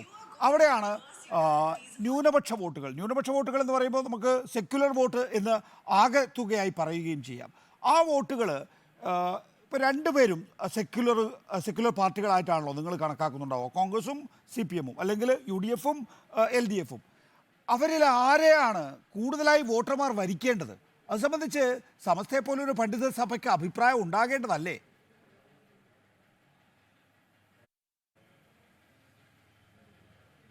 നമ്മുടെ ഇന്നത്തെ കാലത്ത് ഈ കാര്യങ്ങളൊക്കെ വിലയിരുത്താൻ കഴിവുള്ള ആളുകളാണ് പ്രത്യേകിച്ച് പുതുതലമുറ ഉൾപ്പെടെയുള്ളത്. നിരന്തരമായി വായനയും സോഷ്യൽ മീഡിയയും ഒക്കെ കൈകാര്യം ചെയ്യുന്ന ആളുകൾ, അതൊക്കെ അതാത് രാഷ്ട്രീയ പാർട്ടി വിശ്വസിക്കുന്ന ആളുകൾ തന്നെ അത് മനസ്സിലാക്കുകയും അതിനൊക്കെ ചോദ്യം ചെയ്യുകയൊക്കെ ചെയ്യുന്ന സാഹചര്യം പോലും പലപ്പോഴും ഉണ്ടായിട്ടുണ്ട്. അപ്പോൾ ആളുകൾ ഇതൊക്കെ വിലയിരുത്തുന്നുണ്ട്. ഈ വിഷയത്തിൽ, നിലപാടിൻ്റെ വിഷയത്തിൽ ആരൊക്കെ മുന്നിലാണ്, ആരൊക്കെ പിന്നിലാണ്, ഒളിച്ചുകളി നടത്തുന്നത് ആരാണ് എന്നൊക്കെ മനസ്സിലാക്കാൻ മാത്രമുള്ള വിവേകവും ബുദ്ധിയും ഒക്കെ ഈ പ്രസ്ഥാനങ്ങളിലെ മതപരമായ ഏത് പ്രസ്ഥാനമാവട്ടെ, സമസ്ത മാത്രമല്ല ഞാൻ പറയുന്നത്, പൊതുവായി കാര്യങ്ങളൊക്കെ വിലയിരുത്താനുള്ള കഴിവ് ഇപ്പോഴുള്ള ഇതിൻ്റെ പ്രാസ്ഥാനിക പ്രവർത്തകരെ സംബന്ധിച്ചിടത്തോളം ഉണ്ട്. അതുകൊണ്ട് തന്നെ അതിനനുസരിച്ചുകൊണ്ട് അവർ നിലപാട് സ്വീകരിക്കും. നേരത്തെ പറഞ്ഞല്ലോ, കഴിഞ്ഞ പ്രാവശ്യത്തെ ലോക്സഭാ ഇലക്ഷനിലൊക്കെ രാഹുൽ ഗാന്ധിയെ പ്രധാനമന്ത്രിയാകണമെന്ന് ആഗ്രഹിച്ച ന്യൂനപക്ഷങ്ങൾ എല്ലാവരും ഏറെക്കുറെ ഒറ്റക്കെട്ടായ സമീപനം സ്വീകരിച്ചതാണ്. ഇതിനുശേഷം ഉണ്ടായ പുതിയ സംഭവ വികാസങ്ങളൊക്കെ അതൊക്കെ മനസ്സിലാക്കാനൊക്കെ ഉള്ള കഴിവ് ഇവിടുത്തെ ഈ പറഞ്ഞ എല്ലാ മതസംഘടന, ഞാൻ സംസ്ഥയുടെ മാത്രം കാര്യമല്ല പറയുന്നത്, എല്ലാ മതസംഘടനയിൽപ്പെട്ട ആളുകളും ഇതൊക്കെ വിലയിരുത്തിയും മനസ്സിലാക്കാൻ കഴിയുകയൊക്കെ ചെയ്യുന്ന ആളുകളാണ്. അപ്പോൾ സ്വാഭാവികമായും അവരതിനനുസരിച്ചുകൊണ്ട് സമീപനം സ്വീകരിക്കും. സമസ്തയെ സംബന്ധിച്ചിടത്തോളം ഞാൻ പറഞ്ഞു നേരത്തെ ഉള്ളതുപോലെ തന്നെ അങ്ങനെ കൃത്യമായി ഇന്ന പാർട്ടിക്ക് ചെയ്യണമെന്ന് ഇന്നുവരെ പറഞ്ഞിട്ടില്ല, ഇനി പറയാനുള്ള സാധ്യതയും ഞാൻ കാണുന്നില്ല. അത് ഓരോ പാർട്ടി സംഘടനയുടെ സമസ്തയുടെ പ്രവർത്തകർക്കും അവർക്കത് മനസ്സിലാക്കി അവരെ കാര്യം നിർവഹിക്കും എന്നാണ് നമ്മൾ മനസ്സിലാക്കുന്നത്. അതിനാ കഴിഞ്ഞ പ്രാവശ്യത്തെ ഒരു വിഭാഗം മുസ്ലിം ലീഗിനോട് ഒട്ടി നിൽക്കുന്നു ഇപ്പോഴും, മറുവിഭാഗം മുസ്ലിം ലീഗുമായിട്ടുള്ള സംഘർഷത്തിൽ അവരെ സഖാക്കളായ മുസ്ലിം ലീഗിൻ്റെ തന്നെ ഭാരവാഹികളായിട്ടുള്ള നേതാക്കൾ ചിത്രീകരിക്കുകയും ചെയ്യുന്നു. അവർക്ക് ഒരു ഇടതുപക്ഷാനുകൂല മനോഭാവവും ആ നിലയിൽ സമസ്ത ചേരിതിരിഞ്ഞ് നിൽക്കുകയാണോ? സമസ്തയിൽ ഞാൻ പറഞ്ഞല്ലോ, എല്ലാ രാഷ്ട്രീയ പാർട്ടിയിൽപ്പെട്ട ആളുകളുണ്ട്, എല്ലാ പാർട്ടിപ്പെട്ട ആളുകളുണ്ട്. പിന്നെ നിലവിലെ പ്രത്യേക സാഹചര്യങ്ങളിലോ ഓരോ വിഷയത്തിലും നിലപാടുകളൊക്കെ മനസ്സിലാക്കുന്ന ആളുകളാണ്. അപ്പോൾ സ്വാഭാവികമായി ഇതൊക്കെ മനസ്സിലാക്കുമല്ലോ. അപ്പോൾ സ്വാഭാവികമായി അതുണ്ടാകുന്ന അഭിപ്രായ വ്യത്യാസം ഉണ്ടാവും. പിന്നെ പ്രബലമായൊരു മുസ്ലിം രാഷ്ട്രീയ പ്രസ്ഥാനം മുസ്ലിം ലീഗുമായി ചില ഇഷ്യൂസിൽ അഭിപ്രായ വ്യത്യാസം ഉണ്ട്, അത് നമ്മൾ നിഷേധിക്കുന്നില്ല. ആ അഭിപ്രായ വ്യത്യാസം നിലനിൽക്കുന്നുണ്ട്. അപ്പോൾ പരിഹരിക്കപ്പെട്ടില്ല എന്ന ഒരു പ്രയാസം നമ്മളെ സംബന്ധിച്ചിടത്തോളം ഉണ്ട്. ഇലക്ഷൻ വരുന്നവരെയും അത് പരിഹരിക്കാൻ അവസരങ്ങൾ ഉണ്ടായിരുന്നു, അതും പരിഹരിക്കപ്പെട്ടില്ല. വിഷയം ഇപ്പോഴും ലൈവായി നിലനിൽക്കുകയാണ്. പ്രത്യേകിച്ച് CAC, വാഫി പോലെയുള്ള വിഷയങ്ങളിലെടുത്ത നിലപാടൊക്കെ സമസ്തയുടെ പ്രവർത്തകരെ സംബന്ധിച്ചിടത്തോളം വലിയ പ്രയാസം ഉണ്ടാക്കിയിട്ടുള്ള കാര്യങ്ങളാണ്.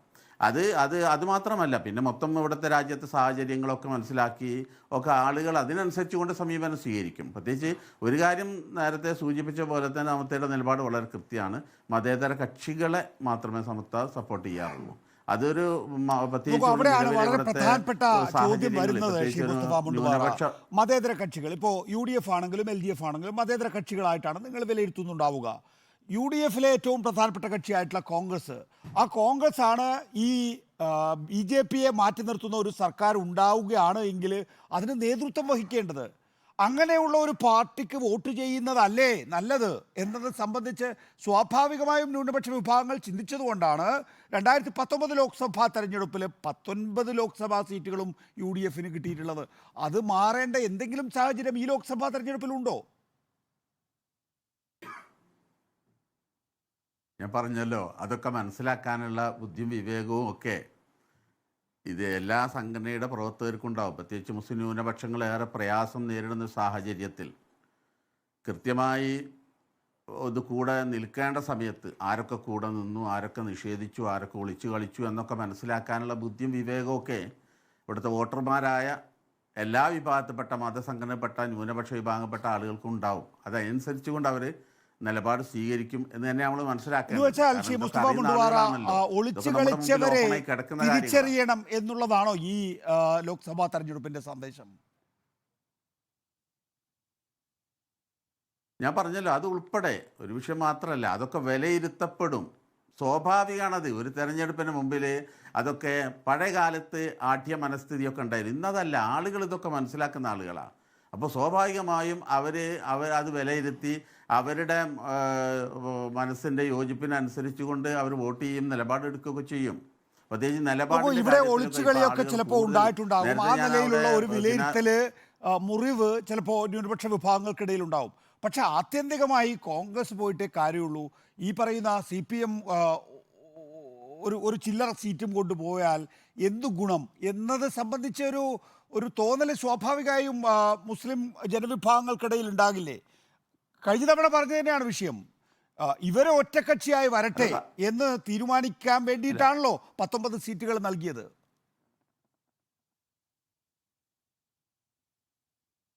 അല്ല, അത് ആളുകൾ വിലയിരുത്തും. ഒക്കെ കാര്യങ്ങൾ വിലയിരുത്തിയിട്ടുള്ള സമീപന ഇക്കാര്യത്തിൽ ആൾ സ്വീകരിക്കുക. പ്രത്യേകിച്ച് ന്യൂനപക്ഷ വിഭാഗങ്ങൾ വളരെ ഗൗരവത്തിലാണ് ഇപ്പോൾ രാജ്യത്തെ തെരഞ്ഞെടുപ്പിനെ കാണുന്നത്.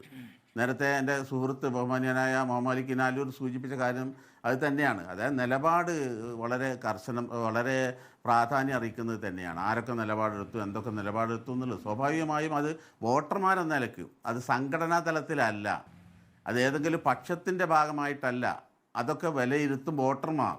ആരൊക്കെ നിലപാടെടുത്തു, ആരൊക്കെ കൂടെ നിന്നു, ആരൊക്കെ കൂടെ നിന്നില്ല എന്നുള്ളത് അതിനനുസരിച്ചുകൊണ്ട് റിസൾട്ട് ഉണ്ടാവും. അതൊരു സംഘടനാപരമായി സമത്വയുടെ തീരുമാനം എന്ന നിലയ്ക്ക് ഇന്ന് വരെ എടുത്തിട്ടില്ല, ഇനി എടുക്കൂല. എന്ന ഭാഗത്ത് വോട്ട് ചെയ്യണമെന്ന് പറയൂല, പറഞ്ഞിട്ടില്ല, കഴിഞ്ഞ കാലം പറഞ്ഞിട്ടില്ല. സമത്വയുടെ അടിസ്ഥാനപരമായ തത്വത്തിന് എതിരുമാണ് സംഘടനാ തലത്തിൽ. എന്നാൽ വ്യക്തികൾക്കാവാം കേട്ടോ.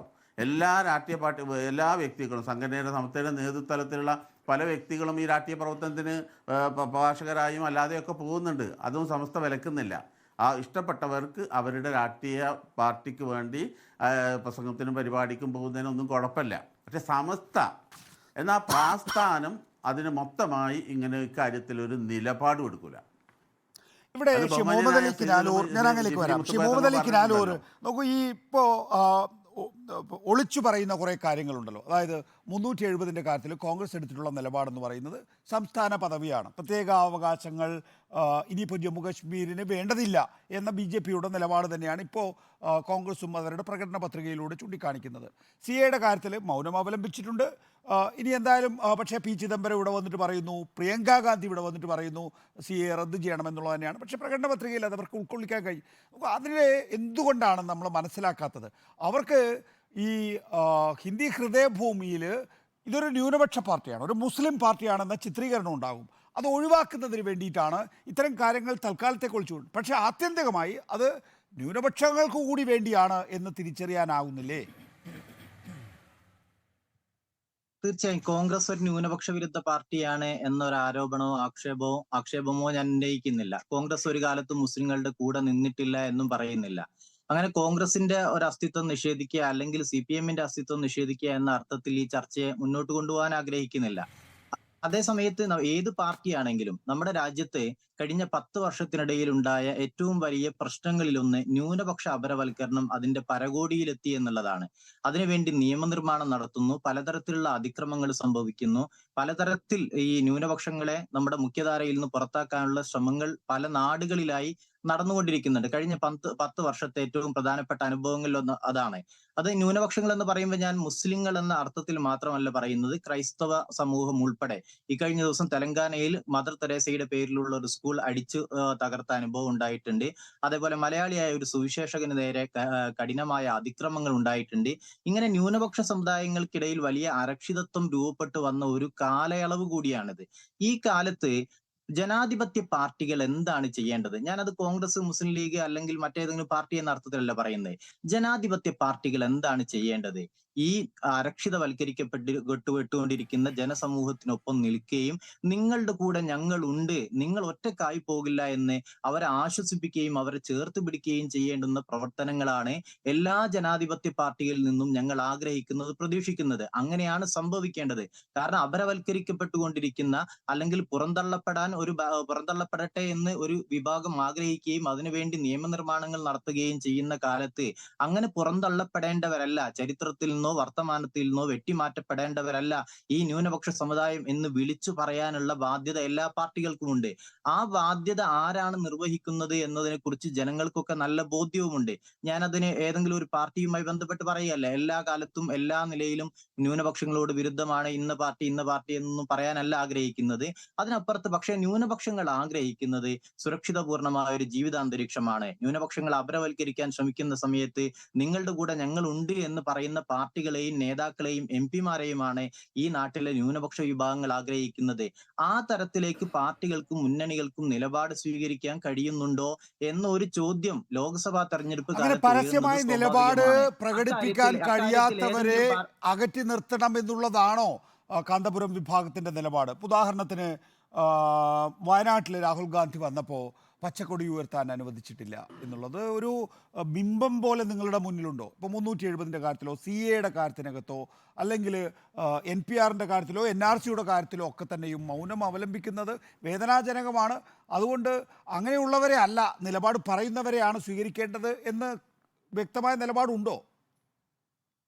സ്വന്തം പാർട്ടിയുടെ കൊടി ഉയർത്താൻ കഴിയാത്തതിൽ മുസ്ലിം ലീഗുകാർക്കില്ലാത്ത മനോവേദനയൊന്നും ആ പാർട്ടിയിൽ അംഗമോ ഒരു രാഷ്ട്രീയ പാർട്ടിയിൽ അംഗമല്ലാത്ത എനിക്കുണ്ടാകേണ്ടതില്ല. അതുകൊണ്ട് ഞാൻ അതേക്കുറിച്ച് അഭിപ്രായം പറയുന്നില്ല. അതേസമയത്ത് ഞാൻ നേരത്തെ പറഞ്ഞ കാര്യം ഊന്നുകയാണ്. ന്യൂനപക്ഷങ്ങൾക്ക് ആത്മവിശ്വാസം പകരാൻ ഇന്നാട്ടിലെ രാഷ്ട്രീയ പ്രസ്ഥാനങ്ങൾക്ക് സാധിക്കേണ്ടതാണ്. ജനാധിപത്യം എന്നൊക്കെ പറയുന്നത് ഭൂരിപക്ഷ ഹിതം നടപ്പാക്കലാണ് എന്ന് ഭരിച്ചുകൊണ്ടിരിക്കുന്ന വിഭാഗം തീരുമാനിക്കുകയും അതിനനുസരിച്ച് നിയമങ്ങൾ ഉണ്ടാക്കുകയും ചെയ്യുമ്പോൾ ജനാധിപത്യം എന്ന് പറയുന്ന ഇന്നാട്ടിലെ സകല മനുഷ്യരെയും ചേർത്ത് പിടിക്കലാണ് എന്ന് ബദൽ ശബ്ദം മുഴക്കാൻ നമ്മുടെ പാർലമെന്റിൽ ആളുകൾ ഉണ്ടാവണം. നിശബ്ദമായി പോകരുത്. നിർണായക ഘട്ടങ്ങളിൽ നിശബ്ദമായി പോവുക എന്ന് പറയുന്നത് രാജ്യത്തോട് ചെയ്യുന്ന വലിയ ദ്രോഹമാണ്, ജനാധിപത്യ സമൂഹത്തോട് ചെയ്യുന്ന ദ്രോഹമാണ്. അതൊരു പാർട്ടിയിൽ നിന്നും ഞങ്ങൾ പ്രതീക്ഷിക്കുന്നില്ല. മറിച്ച് എല്ലാ പാർട്ടികളും ഇത്തരം സന്ദർഭങ്ങളിൽ രാജ്യം എന്ന് പറയുന്ന വിശാലമായ താല്പര്യത്തിന് വേണ്ടി നിലകൊള്ളേണ്ടതുണ്ട്. എന്തെങ്കിലും താൽക്കാലികമായ നേട്ടങ്ങൾക്ക് വേണ്ടി വിട്ടുവീഴ്ചകൾ ചെയ്യുക എന്നതിനപ്പുറത്തേക്ക് നമ്മുടെ രാജ്യത്തിന്റെ അന്തസ്സ് ഹനിക്കപ്പെടുന്ന നിയമങ്ങൾ ഉണ്ടാകുന്ന സമയത്ത്, രാജ്യത്ത് ന്യൂനപക്ഷങ്ങൾ അപരവൽക്കരിക്കപ്പെടുന്ന സമയത്ത്, ന്യൂനപക്ഷ സ്ഥാപനങ്ങൾ ആക്രമിക്കപ്പെടുന്ന സമയത്ത് ആ ആക്രമിക്കപ്പെടുന്ന സമൂഹത്തോട് ചേർന്ന് നിൽക്കുകയും അക്രമികൾക്കെതിരെ ധീരമായി നിലകൊള്ളുകയും ചെയ്യുകയാണ് ഇന്നാട്ടിലെ പാർട്ടികൾ ചെയ്യേണ്ടത്. നോക്കൂ, നമ്മൾ ചരിത്രത്തിലുടനീളം ഇത് കാണുന്നുണ്ട്. വിവിധ ഘട്ടങ്ങളിൽ പ്രതിസന്ധികൾ ഉണ്ടായ സമയത്ത് താൽക്കാലികമായ ലാഭേച്ഛകൾക്ക് വേണ്ടിയിട്ടല്ലല്ലോ മുൻകാലങ്ങളിൽ ദേശീയ നേതാക്കളൊക്കെ നിലകൊണ്ടിട്ടുള്ളത്. അങ്ങനെ താല്പര്യങ്ങളൊക്കെ ഉണ്ടായിരുന്നെങ്കിൽ അവർക്കൊക്കെ മറ്റു പലതും നേടാൻ കഴിയുമായിരുന്നു. പക്ഷെ അത്തരം ഘട്ടങ്ങളിലൊക്കെ ബാബരി മസ്ജിദിന്റെ ചരിത്രത്തിലൊക്കെ നമുക്കത് കാണാൻ കഴിയുന്നുണ്ട്. ബാബരി മസ്ജിദ് ചരിത്രത്തോട് എങ്ങനെയാണ് നെഹ്റു പ്രതികരിച്ചതെന്നൊക്കെ നമ്മൾ കാണുന്നുണ്ട്. വരാനിരിക്കുന്ന ഒരു ഫൈസാബാദിലൊക്കെ ഒരു തെരഞ്ഞെടുപ്പ് നടക്കുന്ന സമയത്ത് പോലും നെഹ്റു സ്വീകരിച്ച നിലപാട് നമ്മുടെ മുമ്പിലുണ്ട്. അങ്ങനെ ഒരു തെരഞ്ഞെടുപ്പിൽ വിജയിക്കലാണോ അല്ലെങ്കിൽ ഒരു നിലപാട് ഉയർത്തിപ്പിടിക്കലാണോ പ്രധാനം? ഇത് എല്ലാ പാർട്ടികൾക്കും ബാധകമാണ്, എല്ലാ മുന്നണികൾക്കും ബാധകമാണ്. അങ്ങനെ നിർണായക ഘട്ടങ്ങളിൽ നിലപാടുണ്ടാകുന്നവർ പാർലമെന്റിൽ ഉണ്ടാകണം എന്ന് തന്നെയാണ് ഈ നാട്ടിലെ അതിൽ നിന്ന് ചില സൂചനകളുണ്ട്. ഞാൻ അങ്ങയിലേക്ക് കൂടി ഒരിക്കൽ കൂടി വരാം. പി ജയരാജൻ, SDPI-യും വെൽഫെയർ പാർട്ടിയുടെ ജമാഅത്തെ ഇസ്ലാമിയുടെ രാഷ്ട്രീയ പാർട്ടിയായിട്ടുള്ള വെൽഫെയർ പാർട്ടിയും ഇതിനകം തന്നെ UDF-ന് പിന്തുണ പ്രഖ്യാപിച്ചു കഴിഞ്ഞിരിക്കുന്നു. അപ്പോൾ നേരിട്ട് പ്രത്യക്ഷമായി പിന്തുണ പ്രഖ്യാപിക്കുന്നവരെല്ലാം UDF-നൊപ്പമാണ്. പക്ഷേ സുന്നി വിഭാഗമാണ് അതിലെ ഏറ്റവും പ്രധാനപ്പെട്ട ഫോഴ്സ് പക്ഷേ അവർ നൽകുന്ന ചില സൂചനകൾ താങ്കൾക്ക് സന്തോഷവും ആത്മവിശ്വാസവും നൽകുന്നുണ്ടോ? അല്ല, ഞങ്ങൾക്ക് എല്ലാ വിഭാഗത്തിൻ്റെയും ലഭിച്ചു വരുന്ന പിന്തുണ 2019 അപേക്ഷിച്ച് ഈ 2024 18ാം ലോക്സഭയിലേക്കുള്ള തെരഞ്ഞെടുപ്പിൽ എല്ലാ വിഭാഗത്തിൽ നിന്നും ഞങ്ങൾക്ക് അനുകൂലമായിട്ടൊരു മാറ്റം വളരെ പ്രകടമാണ്. അക്കാര്യത്തിൽ ഞങ്ങൾക്ക് വളരെ സന്തോഷമുണ്ട്. വേറൊരു കാര്യം, നേരത്തെ ഇവിടെ നികേഷ് ചർച്ച തുടങ്ങി വെച്ചത് ഈ ലീഗും സമസ്തയും തമ്മിലുള്ള ഭിന്നതയെ സംബന്ധിച്ചാണ്. സമസ്തയുടെ പ്രതിനിധി ഇവിടെ പറഞ്ഞു അത് പരിഹരിക്കാനുള്ള അവസരമുണ്ടായിട്ടും പരിഹാരമായില്ല എന്നത്. ഒരു CPM പ്രവർത്തകൻ എന്ന നിലക്ക് അതേക്കുറിച്ച് ഞാൻ ഒരഭിപ്രായം പറയുന്നില്ല. കാരണം ഞങ്ങൾക്ക് പറയേണ്ട ഒരു മേഖലയല്ല അത് അവർ തമ്മിലുള്ള പ്രശ്നമാണ്. പക്ഷെ ഒരു കാര്യം ഒരു രാഷ്ട്രീയ പ്രവർത്തകൻ എന്ന നിലക്ക് ഈ ചർച്ചയിൽ ചൂണ്ടിക്കാണിക്കേണ്ടതുണ്ട്. അതായത് ഈ ലീഗ് നേതൃത്വം യഥാർത്ഥത്തിൽ ഈ മതസംഘടനകളെ വരുതിയിലാക്കുക, ആ ഒരു നിലപാട് ലീഗ് നേതൃത്വം എല്ലാ കാലത്തും സ്വീകരിച്ചിട്ടുണ്ട്. ഇപ്പോൾ കാന്തപുരം വിഭാഗത്തിൻ്റെ സംഘടന തന്നെ രൂപപ്പെട്ടത് ഇത്തരമൊരു വരുതിയിലാക്കാനുള്ള ശ്രമത്തിനെതിരായിട്ടാണ്. ആ വരുതിയിലാക്കാനുള്ള ശ്രമത്തിനെതിരായിട്ട് എല്ലാ മുസ്ലിം ജനവിഭാഗത്തിൻ്റെ വിവിധ സമുദായ സംഘടനകളിൽ നിന്ന് എതിർപ്പുയർന്നിരിക്കുന്നു എന്നതാണ് ഈ കാലത്തിൻ്റെ ഒരു പ്രത്യേകത. ഒരു സംഭവം പ്രത്യേകിച്ച് ഒരു രാഷ്ട്രീയ പ്രവർത്തകൻ എന്ന നിലക്കും പ്രേക്ഷകരാകെ ശ്രദ്ധിച്ച ഒരു കാര്യമെന്ന നിലക്കും സൂചിപ്പിക്കേണ്ടതുണ്ട് ഈ ചർച്ചയിൽ. അതായത് 2021 അധികാരം നഷ്ടപ്പെട്ടല്ലോ ലീഗിന് വീണ്ടും. അപ്പോൾ അധികാരം നഷ്ടപ്പെട്ട ലീഗ് എത്രമാത്രം സമനില തെറ്റി എന്നതിൻ്റെ പ്രത്യക്ഷമായിട്ടുള്ള തെളിവായിരുന്നു ഈ വഖഫ് ബോർഡ് നിയമനവുമായി ബന്ധപ്പെട്ടുകൊണ്ട് അവർ നടത്തിയ ഇടപെടൽ. അവരെല്ലാ മതസംഘടനകളെയും വിളിച്ചു. മതസംഘടനകൾ വിളിച്ചിട്ട് പറഞ്ഞു ഈ വഖഫ് ബോർഡ് നിയമനം അത് PSCക്ക് വിട്ടത് ശരിയായില്ല, അത് മുസ്ലിങ്ങളുടെ അവകാശത്തിന് നേരെയുള്ള കയ്യേറ്റമാണ്. മുഖ്യമന്ത്രി കൃത്യമായിട്ടുള്ള നിലപാട് സ്വീകരിച്ചു.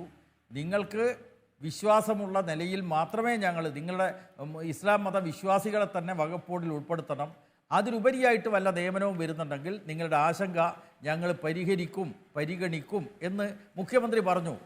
പക്ഷേ എന്താ ലീഗ് നടത്തിയ നീക്കം? മതസംഘടനകളെയൊക്കെ തങ്ങളുടെ രാഷ്ട്രീയ കാരണം നഷ്ടപ്പെട്ട അധികാരം വീണ്ടെടുക്കുന്നതിന് വേണ്ടി മുസ്ലിം സമുദായത്തിനിടയിൽ ഒരു ഏകോപനമുണ്ടാക്കുക, സർക്കാർ വിരുദ്ധ ഏകോപനമുണ്ടാക്കുക, അതിന് നടത്തിയിട്ടുള്ള നീക്കത്തെ സമസ്ത ജിഫ്രി മുത്തുക്കോയ തങ്ങൾ അതുപോലെ തന്നെ AP അബൂബക്കർ മുസ്ലിയാർ ഇവർ യോജിച്ചെതിർത്തല്ലോ. അത് ലീഗിൻ്റെ വരുതിയിൽ നിൽക്കാൻ വേണ്ടി പോകുന്നില്ല എന്നുള്ള പ്രഖ്യാപനമായിരുന്നു. യഥാർത്ഥത്തിൽ നമ്മൾ ആലോചിക്കുക, ഈ വഖഫ് ബോർഡിൽ സംസ്ഥാനത്താകെ എത്രയാ നിയമനം? സ്ഥിര നിയമനം എന്ന് പറയുന്നത് ഒരു 100-ൽ താഴെയുള്ള നിയമന പ്രശ്നമാണ്. അതിൽ തന്നെ ഇപ്പം റിട്ടയർ ചെയ്യുന്ന മുറക്കല്ലേ ഈ നിയമനം അവിടെ ആവശ്യമുള്ളൂ. ഇപ്പം നിലവിലുള്ള തസ്തികളിൽ നിന്ന് റിട്ടയർമെൻറ്റ് ചെയ്യുന്ന മുറക്ക് നിയമനം നടത്തേണ്ട ഒരു കാര്യത്തിൽ സംസ്ഥാനത്തുടനീളം എല്ലാ പള്ളികളിലും വെള്ളിയാഴ്ച കുത്തുബ പ്രസംഗത്തോടനുബന്ധിച്ച് ഈ നിയമന പ്രശ്നം പറഞ്ഞുകൊണ്ട് കേരളത്തിലെ സർക്കാരിനെതിരായിട്ട് ആളുകളെ തിരിച്ചുവിടുക രാഷ്ട്രീയമാണ്. അത്തരമൊരു നീക്കത്തിന് ഈ സമസ്തയും അതുപോലെ തന്നെ കാന്തപുരം മുസ്ലിയാരും കൂട്ടുനിന്നില്ലല്ലോ. അവർ ദൃഢമായിട്ടുള്ളൊരു നിലപാട് സ്വീകരിച്ചു. കാരണം പള്ളികളിൽ സർക്കാർ വിരുദ്ധ പ്രസംഗം നടത്തുന്നതിൻ്റെ ഒരു സാഹചര്യം വല്ലതുമുണ്ടോ ഇവിടെ? ചുരുക്കം വരുന്ന നിയമനത്തിൻ്റെ പ്രശ്നത്തിൽ കേരളത്തിൽ ഉടനീളമുള്ള മുസ്ലിം പള്ളികളിൽ ആരാധനാലയങ്ങളിൽ വെള്ളിയാഴ്ച നിസ്കാരത്തിനെത്തുന്ന ആളുകളെ വഴിതിരിച്ചു വിടാനുള്ള കൃത്യമായിട്ട് രാഷ്ട്രീയ പദ്ധതിയായിരുന്നു ലീഗിനുള്ളത്. അത് പൊളിച്ചു. അതിനുശേഷം നിരാശരായിട്ടുള്ള ലീഗ് നേതൃത്വം കോഴിക്കോട് കടപ്പുറത്ത് വഖഫ് സംരക്ഷണ റാലി നടത്തി. അവിടെ നടത്തിയ പ്രസംഗം എന്തായിരുന്നു എന്ന് എല്ലാവർക്കും അറിയാലോ. അപ്പോൾ എന്ന് പറഞ്ഞാൽ തങ്ങളുടെ വരുതിയിൽ നിർത്താനുള്ള രാഷ്ട്രീയമായിട്ടുള്ള സംഘടിതമായിട്ടുള്ള താല്പര്യം പ്രയോഗത്തിൽ വരുത്തുമ്പോൾ സത്യത്തോട് നീതി പുലർത്തുന്നവർ, സത്യവിശ്വാസികളായിട്ടുള്ള ആളുകൾ ഒരിക്കലും ഇത് അംഗീകരിക്കില്ല. അപ്പോൾ അതുകൊണ്ട് ഇസ്ലാം മതവിശ്വാസികളായിട്ടുള്ള ആളുകളെ തങ്ങളുടെ സംഘടിതമായിട്ടുള്ള രാഷ്ട്രീയ നേട്ടത്തിനു വേണ്ടി വഴിതിരിച്ചുവിടാൻ ശ്രമിച്ച അവസരത്തിൽ കൃത്യമായിട്ടുള്ള നിലപാട് ഈ 2 പ്രധാനപ്പെട്ട സുന്നി സംഘടനകളും തീരുമാനിച്ചു. ആ വഴിക്ക് മുജാഹിദ് പ്രസ്ഥാനങ്ങൾക്കും വരേണ്ടി വന്നു. അത് നടന്നില്ലല്ലോ. കോഴിക്കോട് കടപ്പുറത്ത് റാലി നടത്തേണ്ടി വന്നു. അതേപോലെ നേരത്തെ ഈ 2 നേതാക്കന്മാരും പറഞ്ഞ കാര്യം, ഒന്ന് മുസ്തഫയും അതുപോലെ തന്നെ മുഹമ്മദ് അലിയും പറഞ്ഞത് വളരെ വ്യക്തമാണല്ലോ. അതായത് ഇന്ത്യയിലെ ജനാധിപത്യം വലിയ നിലക്ക് വെല്ലുവിളിയെ നേരിടുന്ന ഒരു സമകാലീന സാഹചര്യത്തിൽ ഞങ്ങൾ ഏതെങ്കിലും പാർട്ടിക്ക് വോട്ട് ചെയ്യാൻ ഒരിക്കലും പറഞ്ഞിട്ടില്ല, നാളെയും പറയാൻ വേണ്ടി പോകുന്നില്ല. പക്ഷേ സമൂഹം, രാജ്യം അതൊരു പ്രശ്നമാണല്ലോ, അതിൻ്റെ നിലനിൽപ്പൊരു പ്രശ്നമാണല്ലോ. ആ നിലനിൽപ്പിനെ പോലും ചോദ്യം ചെയ്യുന്ന അവസരത്തിൽ നമ്മുടെ ഭരണഘടനയിൽ പൗരൻ എന്നുള്ള നിർവചനത്തിൽ ഒരു വിഭാഗത്തെ പൂർണ്ണമായിട്ട് ഒഴിവാക്കത്തക്ക നിലയിലുള്ള നീക്കത്തിലേക്ക്, മതരാഷ്ട്രത്തിലേക്ക് പോകുന്ന സാഹചര്യത്തിൽ കൃത്യമായിട്ടുള്ള നിലപാടുള്ളവർക്കൊപ്പമാണ് ഞങ്ങൾ. അതാണ് ഈ രണ്ട് സംഘടനയുടെ പ്രതിനിധികൾ പറഞ്ഞതിൽ നിന്ന് ഞാൻ മനസ്സിലാക്കുന്നത്. നിലപാട് വേണം. ആ നിലപാട് കോൺഗ്രസിനില്ലല്ലോ. ഏതെല്ലാം കാര്യത്തിൽ? പാർലമെൻറ്റിൻ്റെ സമ്മേളനത്തിൽ രാജ്യദ്രോഹ കുറ്റം ചുമത്തി രാജ്യത്തുടനീളം 2000-ലധികം മുസ്ലിം ചെറുപ്പക്കാരെ ജയിലിലടച്ചിരിക്കുകയാണ്. ആ നിയമം പാസ്സാക്കിയത് എങ്ങനെയാണ്? ഇടതുപക്ഷം എതിർത്തു, മുസ്ലിം ലീഗ് എതിർത്തു, അതേസമയം കോൺഗ്രസ് എതിർത്തില്ല. അമിത്ഷാ അവിടെ ശബ്ദമുയർത്തി പറഞ്ഞപ്പോൾ, ആരാണ് രാജ്യദ്രോഹികളെ സഹായിക്കുന്നത് എന്നുള്ള ചോദ്യമുയർത്തിയപ്പോൾ കോൺഗ്രസ് ബെഞ്ചുകൾ അമർന്നിരുന്നു. കേരളത്തിലെ കോൺഗ്രസിൻ്റെ എല്ലാ എം.പിമാരും അമർന്നിരുന്നു. ഇടതുപക്ഷം എതിർത്തു, DMK എതിർത്തു, മുസ്ലിം ലീഗിൻ്റെ അംഗങ്ങളും എതിർത്തു എന്നത് യാഥാർത്ഥ്യമാണ്. അപ്പോൾ ഞാൻ പറഞ്ഞു വന്നത്, കൃത്യമായ നിലപാടില്ലാത്തൊരു പാർട്ടിയാണ് കോൺഗ്രസ് എന്ന് എല്ലാ സമുദായങ്ങളിലും പെട്ട, എല്ലാ സാമുദായിക സംഘടനകളിലും പെട്ട ആളുകൾ, ചിന്താശേഷിയുള്ള ആളുകൾ തിരിച്ചറിഞ്ഞിരിക്കുന്നു എന്നതാണ് ഇത് കാണിക്കുന്നത്. സ്വാഭാവികമായിട്ടും ഇതിനോട് ലീഗ് നേതൃത്വം വല്ലാതെ അമർഷം പ്രകടിപ്പിക്കുന്നു. അതിൻ്റെ ഭാഗമായിട്ടാണല്ലോ സുപ്രഭാതം പത്രത്തിൽ ഇടതുപക്ഷത്തിന് അനുകൂലമായിട്ടൊരു പരസ്യം കൊടുത്തതാണ്. ഇതാണ് എല്ലാ പാർട്ടികളും തെരഞ്ഞെടുപ്പ് സമയത്ത് പരസ്യം കൊടുക്കും. ചാനലുകൾ, നമ്മുടെ TV ചാനലുകൾ തുറന്നു കഴിഞ്ഞാൽ മോദിയുടെ പരസ്യം ഉണ്ടല്ലോ, അതേപോലെ പത്രങ്ങൾക്ക് പരസ്യം കൊടുത്തു. അതിലൊന്ന് സുപ്രഭാതം പ്രസിദ്ധീകരിച്ചു. ആ പ്രസിദ്ധീകരിച്ച പത്രത്തിൻ്റെ കോപ്പി ലീഗിൻ്റെ പ്രാദേശിക നേതാവ് പരസ്യമായി കത്തിക്കുന്നു. സമസ്തയുടെ മുഖപത്രമാണല്ലോ സുപ്രഭാതം. സ്വാഭാവികമായിട്ടും പ്രതികരണം ഉണ്ടാവുമല്ലോ. പക്ഷേ ഈ കത്തിക്കുന്നതിലേക്ക് എത്തിച്ചത് എന്താണ്? അത് നേരത്തെ ഈ സമസ്ത എന്ന് പറയുന്ന സംഘടന അവരുടെ സാമുദായികമായിട്ടുള്ള കാര്യങ്ങളിൽ ഒതുങ്ങി നിന്നുകൊണ്ട്, മതപരമായിട്ടുള്ള കാര്യങ്ങളിൽ ഒതുങ്ങി നിന്നുകൊണ്ടുള്ള നിലപാട് സ്വീകരിക്കുന്നത് ലീഗ് നേതൃത്വത്തിന് ഇഷ്ടപ്പെടുന്നില്ല. തങ്ങളുടെ ആജ്ഞാനുവർത്തികളായിട്ട് തങ്ങളുടെ വരുതിയിൽ നിർത്താനുള്ള നീക്കത്തെ ഈ മതസംഘടനകളിൽ തന്നെ ചിന്തിക്കുന്ന ആളുകൾ എതിർക്കുന്നു. തങ്ങളുടെ ആജ്ഞാനുവർത്തികളായി മാറുന്നില്ല എന്നതിൻ്റെ ആ അതൃപ്തി പല നിലക്കും പ്രകടമാകുന്നു. അതിൻ്റെ ഭാഗമായിട്ടാണ് ഈ സുപ്രഭാതം പത്രം പരസ്യമായി കത്തിക്കുന്ന നിലയിലേക്ക് ലീഗിന്റെ നേതാക്കന്മാർ തന്നെ എത്തിയിട്ടുള്ളത്. ശരി, സജീവൻ, അതൊരു വളരെ പ്രധാനപ്പെട്ട ഒരു രാഷ്ട്രീയ സംഭവവികാസമാണ്. സുപ്രഭാതം ദിനപത്രം ജനങ്ങളും ഒരു മുസ്ലിം ലീഗ് പ്രവർത്തകൻ കത്തിക്കുക എന്ന് പറയുന്നു. എന്നിട്ട് പിന്നെ അതിന്മേലൊരു വൈകാരികമായിട്ടുള്ള പ്രകടനങ്ങൾ വരുന്നു. അതിനോടൊപ്പം അയാൾ തന്നെ അക്കാര്യത്തിൽ ഖേദം പ്രകടിപ്പിക്കുന്നു എന്നുള്ളതാണ്. ഇവിടെ നമ്മൾ എന്താ മനസ്സിലാക്കേണ്ടത് സജീവൻ? നേരത്തെ ഉണ്ടായിരുന്നതുപോലെ സുന്നി EK വിഭാഗം മുസ്ലിം ലീഗ് പക്ഷപാതിത്വമെന്നും മുസ്ലിം ലീഗ് വിരുദ്ധ പക്ഷപാതിത്വമെന്നും നിലയിൽ ചേരിതിരിഞ്ഞു നിൽക്കും എന്നുള്ളതാണോ? AP വിഭാഗം അവർ നേരത്തെ അറിയപ്പെടാറുള്ളത് പോലെ തന്നെ ഇടതുപക്ഷവുമായി വീണ്ടും സമരസപ്പെട്ടു വരുന്നു എന്നും, അങ്ങനെയാണോ അതിനെ കാണേണ്ടത്? അല്ല, EK വിഭാഗം നേരത്തെ അവിടെ മുസ്തഫ പറഞ്ഞ പോലെ ആ സംഘടനയിൽ വിശ്വസിക്കുന്ന ആളുകളിൽ നല്ല ശതമാനവും ലീഗുകാരുണ്ട്, അത് കോൺഗ്രസ്സുകാരുണ്ട്, പാരിയാടനെ പോലുള്ള ആളുകളൊക്കെ ഉണ്ടായിരുന്നില്ല. അത് AP വിഭാഗത്തിൽപ്പെട്ട ആൾ. അപ്പോൾ സ്വാഭാവികമായിട്ടും ഈ സംഘടനകളിലൊക്കെ ഈ പല ഇതിൽ ചിന്തിക്കുന്ന ആളുകളുണ്ട്. CPM-കാരുടെ, BJP-യിൽ അല്ലെങ്കിൽ NDF-യിൽ ആളുകളൊക്കെ അതിലൊന്നും ഞങ്ങൾക്ക് താല്പര്യമില്ല എന്നാണ് EK വിഭാഗത്തിൻ്റെ നേതാക്കന്മാരൊക്കെ എന്നോട് നേരിട്ട് തന്നെ പറഞ്ഞിട്ടുണ്ട്. പക്ഷേ ഇവിടെ നമ്മൾ നോക്കേണ്ടത് ഇങ്ങനെ നിലപാട് കൃത്യമായിട്ട് എടുക്കേണ്ട ചില ഘട്ടങ്ങൾ ഉണ്ടാകുന്നതിന് കാര്യം, ഇപ്പോൾ നേരത്തെ ശ്രീ P. ജയരാജൻ പറഞ്ഞ പോലെ ഇതിൽ പാർട്ടി സാമുദായിക സംഘടനയിൽ EK വിഭാഗത്തെ പിടിമുറുക്കാൻ ശ്രമിച്ചു എന്നുള്ള കാര്യമാണ്. ഇപ്പോൾ ഇതിൽ പറയേണ്ട ഒരു കാര്യം, ഈ CIC പ്രശ്നം ഇതിലൊരു പ്രധാനപ്പെട്ട കാര്യമാണ്. CIC പ്രശ്നം ഇപ്പോഴും പരിഹരിക്കപ്പെട്ടിട്ടില്ല എന്ന് മാത്രമല്ല, നേരത്തെ ഉണ്ടായിരുന്ന പല ലീഗ് പ്രസിഡന്റുമാരുണ്ടായിരുന്ന സമയത്ത് ഇത്തരം പ്രശ്നങ്ങളില്ലാത്തൊരവസ്ഥയിൽ അതിപ്പോൾ അതിലൊരു പക്ഷത്ത് ലീഗിൻ്റെ പ്രസിഡന്റ് തന്നെ നിന്നു എന്നുള്ളതായിരുന്നു സമസ്തയുടെ ഏറ്റവും വലിയ പ്രശ്നം. അപ്പോൾ അതിർശ്ശേരിയോടുള്ള പ്രശ്നം, അതിൽ ലീഗ് പക്ഷം പിടിക്കേണ്ട കാര്യമില്ല എന്നുള്ളതാണ് ജിഫ്രി തങ്ങൾ ഉൾപ്പെടെയുള്ള ആളുകൾ പറയുന്നത്. ആ പ്രശ്നത്തിൽ പോലും പരിഹാരത്തിന് ലീഗുമായിട്ട് ചർച്ച ചെയ്യാൻ സമസ്ത തയ്യാറായിരുന്നു. പക്ഷെ അതിന് ശേഷമുണ്ടായ ഒരു കാര്യം, ഇപ്പോൾ നമ്മളിവിടെ ചർച്ചയിൽ വരാത്തൊരു ഖാസി ഫൗണ്ടേഷൻ എന്തിനാണ് ഉണ്ടാക്കിയത്? മതപരമായ കാര്യങ്ങളിൽ ഫത്വ പുറപ്പെടുവിക്കുന്ന ഉൾപ്പെടെയുള്ള കാര്യങ്ങളിൽ സമസ്തയാണ് അതിന് അധികാരപ്പെട്ട പ്രസ്ഥാനം. അവിടെ ലീഗല്ല ഫത്വ, സാമുദായികമായിട്ടുള്ള ഫത്വ പുറപ്പെടുവിക്കുക. പെട്ടെന്നൊരു ഖാസി ഫൗണ്ടേഷൻ ഉണ്ടാകുന്നു. 2024 ഫെബ്രുവരി 17 കോഴിക്കോട്ട് അതിൻ്റെ ഒരു ആദ്യത്തെ സമ്മേളനം ഉണ്ടാകുന്നു. അവിടെ താങ്കൾ പറഞ്ഞ പോലെ കുറേ സമസ്ത നേതാക്കന്മാരെ ഒഴിവാക്കും. ജിഫ്രി തങ്ങൾ ഉൾപ്പെടെയുള്ള സമസ്ത നേതാക്കന്മാരെ ഒഴിവാക്കിയിട്ട് കുറച്ച് പേരെ വിളിക്കുന്നു.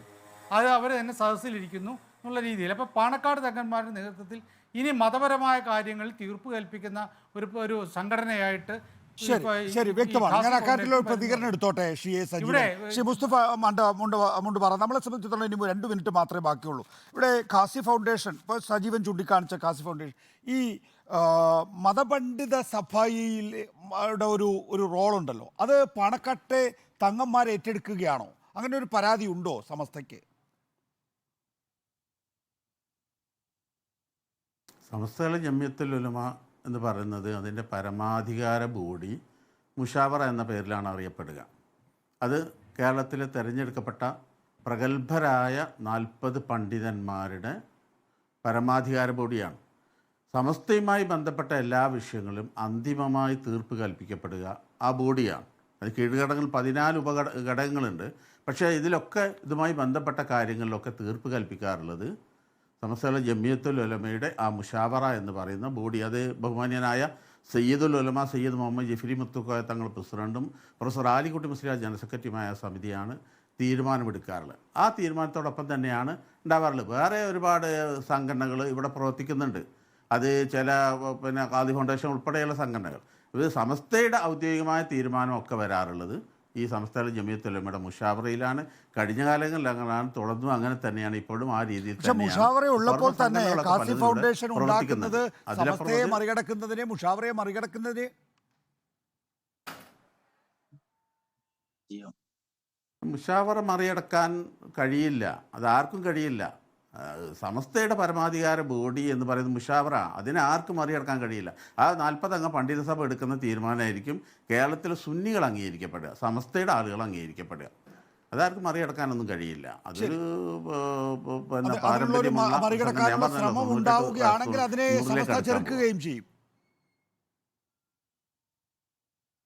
അല്ല, മറികടക്കാൻ കഴിയില്ല. അത് നമ്മളങ്ങനെ സങ്കല്പിക്കേണ്ടതില്ല. മറികടക്കാൻ ആർക്കും കഴിയില്ല. കേരളത്തിലെ മുസ്ലിങ്ങളുടെ അവസാന വാക്ക്, മതപരമായ വിഷയങ്ങളുടെ അവസാന വാക്ക് സമസ്തയുടെ ജമിയത്തുൽ ഉലമയും അതിനെ മുഷാവറയുമാണ്. ശരി, അവസാനമായി ശ്രീ മുഹമ്മദ് അലി കിനാലൂർ, സമസ്തക്കപ്പുറത്ത് മുസ്ലിം ഐക്യപ്പെടലിനുള്ള ശ്രമം, അതായത് ജമാഅത്തിനെയും അതുപോലെ തന്നെ മുജാഹിദിനെയും എല്ലാ മതസംഘടനകളെയും, ഇപ്പോൾ ഇതൊരു പ്രത്യേക കാലഘട്ടമാണല്ലോ, ഈ സാഹചര്യത്തിൽ എല്ലാവരും ഒന്നിച്ച് നിന്നാൽ മാത്രമേ ഒരു ഫോഴ്സ് ആകാൻ കഴിയുള്ളൂ. 26.56% കേരളത്തിലെ മുസ്ലിം ജനവിഭാഗം ഉള്ളത്. അവർ ഒന്നിച്ച് നിന്നാലേ രാഷ്ട്രീയ പ്രശ്നങ്ങളിൽ പരിഹാരം ഉണ്ടാവുള്ളൂ. അതിനുവേണ്ടിയിട്ടാണ് സമസ്തയിൽ മാത്രമായി ഒതുങ്ങാതെ എല്ലാ വിഭാഗങ്ങളിലേക്കും മുസ്ലിം ലീഗ് ചെന്നു ചേരാൻ ശ്രമിക്കുന്നത്. അവിടെ എന്തിനാണ് ഈ പറയുന്ന അയ്യോ ഞങ്ങളെ മാത്രമേ പരമ്പരാഗതമായി മുസ്ലിം ലീഗ് സമീപിക്കാറുള്ളൂ? നിങ്ങളുടെ കാര്യമല്ല ഞാൻ പറയുന്നത്, പൊതുവായി സുന്നി ഇ കെ വിഭാഗത്തിൻ്റെ കാര്യത്തിൽ അങ്ങനെയാണല്ലോ. സുന്നി ഇ കെ വിഭാഗം എപ്പോഴും നിർബന്ധം പിടിക്കാറുള്ളത്. അത് പോരാ. ഇന്നത്തെ കാലഘട്ടത്തിനനുസരിച്ച് മുസ്ലിം ലീഗിനെ സംബന്ധിച്ചിടത്തോളം, പ്രത്യേകിച്ച് രാഷ്ട്രീയ കാര്യങ്ങളിൽ ഇടപെടുന്ന സംഘടനയെ സംബന്ധിച്ചിടത്തോളം കുറച്ചുകൂടി ഒരു എല്ലാവരെയും ഉൾക്കൊള്ളുന്ന സമീപനം സ്വീകരിക്കേണ്ടി വരില്ലേ ശ്രീ മുഹമ്മദ് കിനാലൂർ? മുസ്ലിം ലീഗ് പോലെ രാഷ്ട്രീയ പ്രസ്ഥാനത്തിന് അങ്ങനെ നിലപാട് സ്വീകരിക്കേണ്ടി വരും. എല്ലാവരെയും ഒരുമിച്ച് നിർത്തുക എന്നൊരു താല്പര്യം അവർ മുന്നോട്ട് വെക്കുന്നുണ്ടാകും. അതേസമയത്ത് മുസ്ലിം ലീഗും മുസ്തഫ പ്രതിനിധീകരിക്കുന്ന സംഘടനയുമായി നിലനിൽക്കുന്ന ഏതെങ്കിലും തരത്തിലുള്ള പ്രതിസന്ധികളിൽ ആ പ്രശ്നങ്ങളിൽ ഞങ്ങൾ മുമ്പ് ഇടപെട്ടിട്ടില്ല, ഇനിയും ഇടപെടാൻ ആഗ്രഹിക്കുകയും ചെയ്യുന്നില്ല.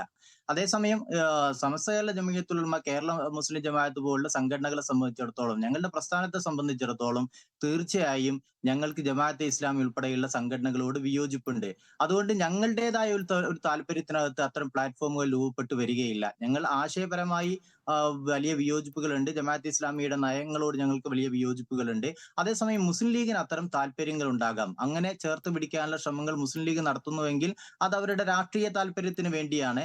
അതേസമയം പൊതു വിഷയങ്ങളിൽ ഒരുമിച്ച് നിൽക്കേണ്ട ഘട്ടം വരുന്ന സമയത്ത് അത്തരം ശ്രമങ്ങൾ ഉണ്ടാകുന്നതെങ്കിൽ അത് മുസ്ലിം ലീഗ് രാഷ്ട്രീയമായി ഉപയോഗിക്കുന്നുവെങ്കിൽ അത് ഉപയോഗിക്കാതിരിക്കുക, അതിനെ വഴിപ്പെട്ട് കൊടുക്കാതിരിക്കുക എന്നൊരു ജാഗ്രത തീർച്ചയായും ഇക്കാലയളവിൽ എല്ലാ കാലത്തും മുസ്ലിം സംഘടനകൾ കേരളത്തിൽ പ്രകടിപ്പിച്ചിട്ടുണ്ട്. ഇനിയും അത്തരം പ്രകടിപ്പിക്കലുണ്ടാവും. ഞാനൊരു തെരഞ്ഞെടുപ്പിന് മുന്നിൽ വെച്ചല്ല അത് പറയുന്നത്. മൊത്തത്തിൽ നിങ്ങൾ ചോദിച്ചൊരു ചോദ്യത്തോട് പ്രതികരിക്കുന്നു എന്നേ ഉള്ളൂ. അതേ സമയത്ത് മുസ്ലിം ലീഗ് നിലനിൽക്കേണ്ടതുണ്ട്. മുസ്ലിം രാഷ്ട്രീയ പ്രസ്ഥാനങ്ങൾക്ക് മുസ്ലിം ലീഗ് നിലനിൽക്കട്ടെ, കോൺഗ്രസിന്റെ അസ്തിത്വമായി നിലനിൽക്കട്ടെ, CPM എല്ലാവരും നിലനിൽക്കട്ടെ.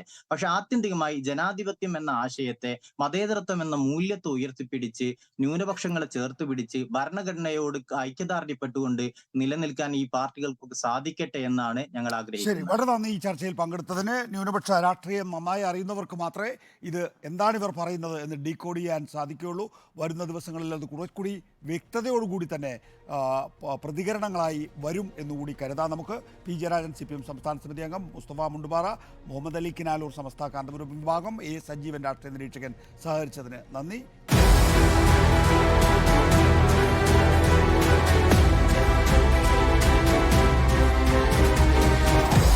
Debate with MV Nikesh Kumar.